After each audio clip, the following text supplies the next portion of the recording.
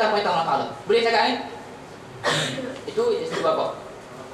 Sebelum jadi bapa ni, Nabi Ibrahim AS pada Nabi Ismail, dia ni nak cerita kisah ni. Contoh nak beritahu.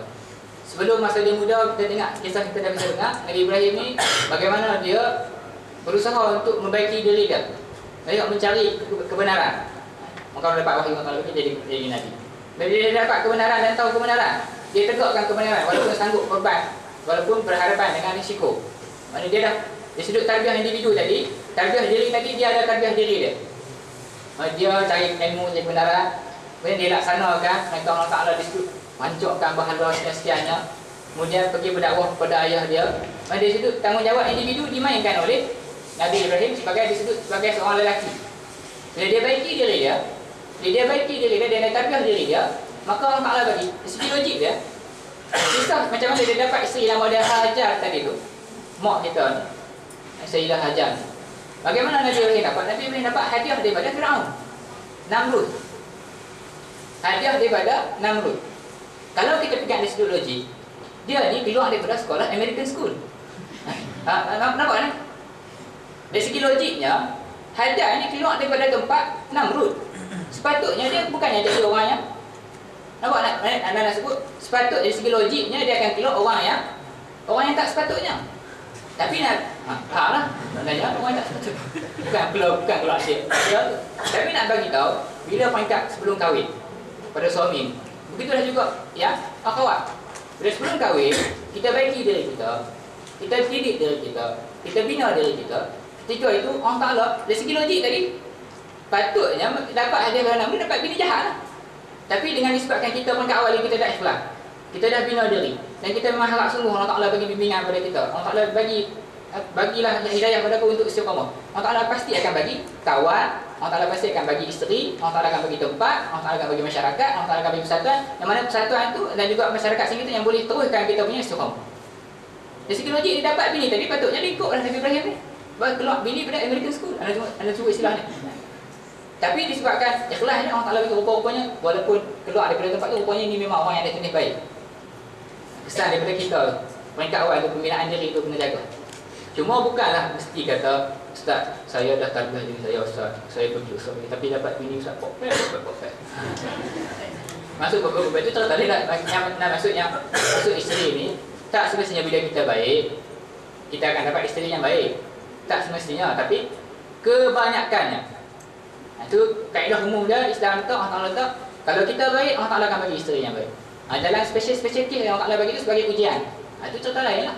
Cuma nak bagi tahu kemanapun bila peringkat individu, kita didik diri kita, Allah Ta'ala pasti akan ketemukan kita dengan orang yang baik dan sesuai. Itu di sudut individu. Selesai? Jadi Nabi Ibrahim sebelum jadi bapa dan selepas jadi bapa, ditunaikan tanggungjawab sebagai orang yang jaga keluarga. Masa kita singkat ni. Yang kedua, sampai kepada, kita pergi pada isteri dulu. Pergi pada isteri. Isteri, kisah Sayyidah Hajar yang belakang, jangan tanya. Tanya ni senyum. Tolong dengar betul-betul. Yang isteri suka, Ustaz ini betul baik Muslim ke? Bukan baik Muslim, korban.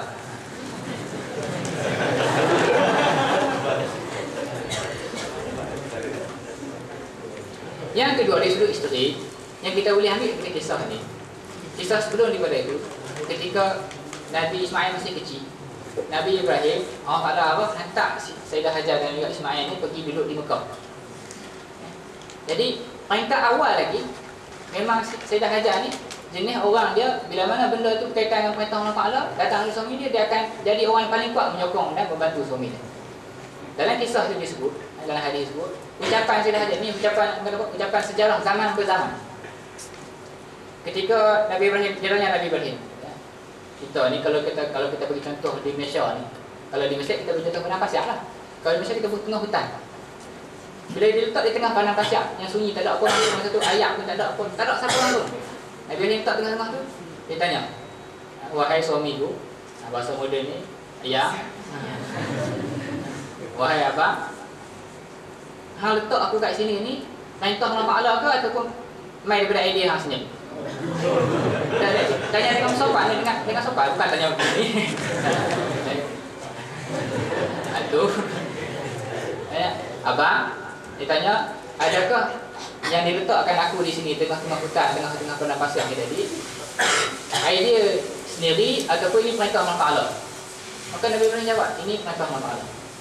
Allah Ta'ala bahkan aku suruh letak di sini, dan aku pun tunaikan perintah Allah Ta'ala. Walaupun tak nampak hikmah, tak tahu apa. Saya tak nampak, di sikit otak tak boleh nak fikir apa itu. Jadi ketika itu saya dah ada, dia kata keyakinan seorang muslimat terhadap perintah dan juga ajaran apa, perintah-perintah dan juga ajaran Nabi Muhammad. Dia kata, ucapan ni, sekiranya ini adalah arahan Allah Ta'ala, maka aku yakin Allah Ta'ala pasti tak akan mengecewakan aku. Ucapan dia kata, sekiranya idzan falan yudayya 'ala Allah, falan yudayya 'anillah. Sekiranya ini perintah Allah Ta'ala, maka pasti aku yakin Allah Ta'ala pasti tak akan kecewakan aku dengan aku buat benda yang dialahkan ini. Ucapan ni, dari sudut ucapan nampak ucapan keyakinan dia. Dari sudut nampak ucapan ni, nampak keyakinan sebagai seorang isteri. Sebenarnya ucapan ni adalah ucapan keyakinan dalam diri isteri, dan juga ucapan tu meyakinkan suami untuk buat perintah Allah. Nampak ni? Ucapan tu kita nampak macam nak tunjuk isteri, nak tunjuk, okey Pak isteri, saya yakin abang. Tak. Ucapan tu sebenarnya ucapan untuk diri sendiri dan juga ucapan untuk meyakinkan suami, menggalakkan suami, dan juga bagi sokongan pada suami untuk tunaikan perintah Allah Ta'ala. Cuba dia sebut, saya yakin abang, tapi takkanlah. Nah, beritahu ni peranan isteri itu yang pertama. Peranan isteri yang pertama dia ingat ni, kena jadi orang yang paling kuat, orang yang di belakang suami itu yang menggerakkan dia untuk tunaikan perintah-perintah Allah Ta'ala. Kita nak sampai pada masyarakat macam gini, kita nak konti kat sendiri. Yang kedua, kaitan dengan isteri ni, ini yang kita kadang-kadang kita salah dengar, ni kita salah sebut. Jawab azan dulu lah.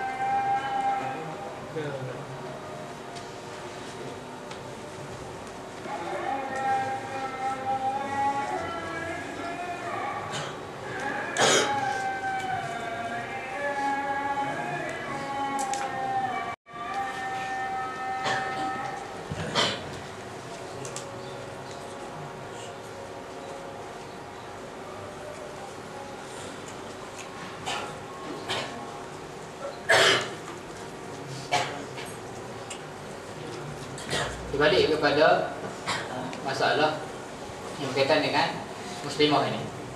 Yang pertama ni dah sebutlah, sebagai seorang isteri, dia kena jadi orang yang tanggungjawab kepada suami, dia kena jadi orang yang paling kuat dan juga pendorong kepada suami untuk melaksanakan perintah-perintah Allah Ta'ala.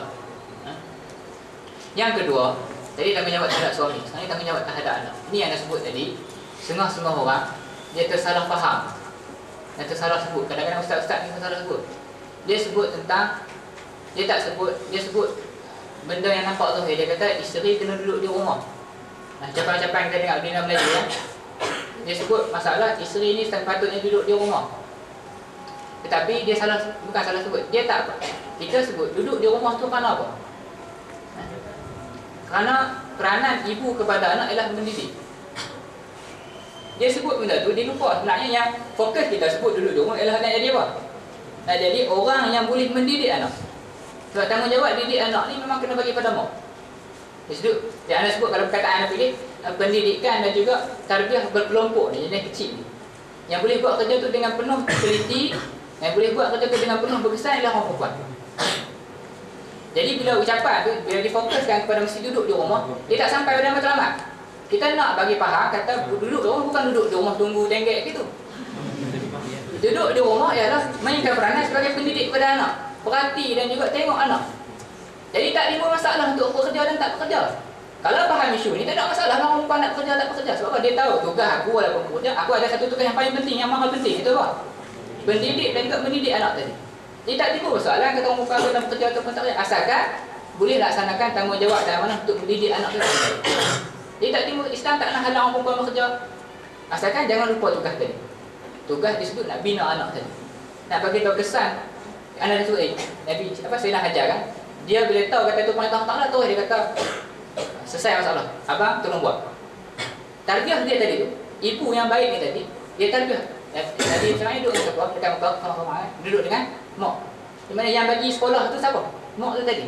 Mak tu bila dia mak tu bagus, mak tu ada kefahaman yang baik terhadap Islam dan mak tu ada amalan yang terhadap Islam, anak tu secara otomatik photo step. Sebiji. Sebab ketika Nabi Ibrahim kata aku bermimpi dapat wahyu kena sembelih. Anak tanya, ini arahan Allah ke ayah? Nabi kata ini arahan Allah.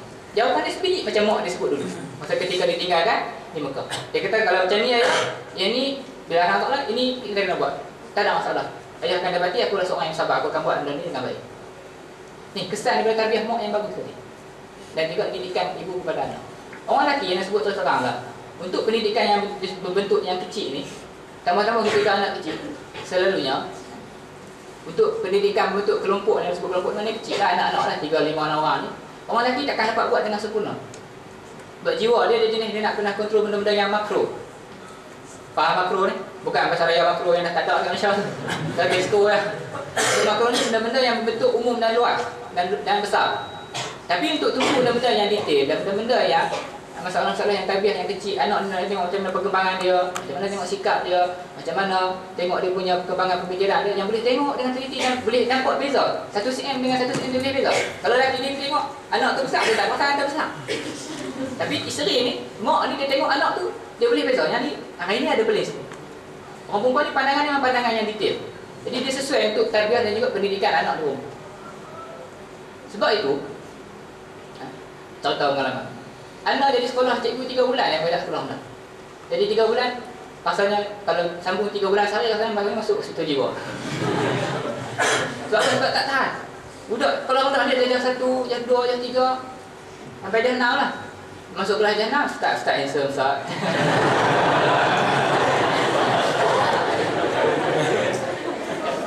Masuk kelas jam 1, berak lah kelas. Memang tak boleh, tak sesuai. Bukan kadang tak mampu, ada, tapi nak bagi tahu dari segi hukum amnya, majoritinya orang perempuan lah yang paling layak dan paling sesuai untuk mendidik anak di peringkat keluarga ni. Sebab tu, kalau isteri ni gagal laksana tugas ni, akan bawa kecacatan pada pembinaan masyarakat. Dia kena ingat ni, sibuk macam mana sekalipun, jangan abaikan tanggungjawab ibu tu kepada anak. Kena ingat, tu tanggungjawab paling penting. Kalau kata kita boleh bina muslimah dengan kefahaman ini, dan tahu tugas dia, dia faham macam ni, dan dia boleh laksanakan tanggungjawab tu walaupun saya buat bekerja ke apa, tapi dia boleh laksanakan, kita jangan bimbang. InsyaAllah masyarakat Islam kita akan naik sikit demi sikit. Boleh kan? Itu yang kedua, tanggungjawab ibu terhadap anak dia. Anda ringkas lah. Yang ketiga, last tadi lah. Last ini bagi anak. Bila anak, ayah dah okey, isteri, ibu dah okey, InsyaAllah memang kebanyakannya, kebiasaannya anak akan keluar dengan baik. Sebab apa? Cara tarbiyah kena didikan amalan dalam keluarga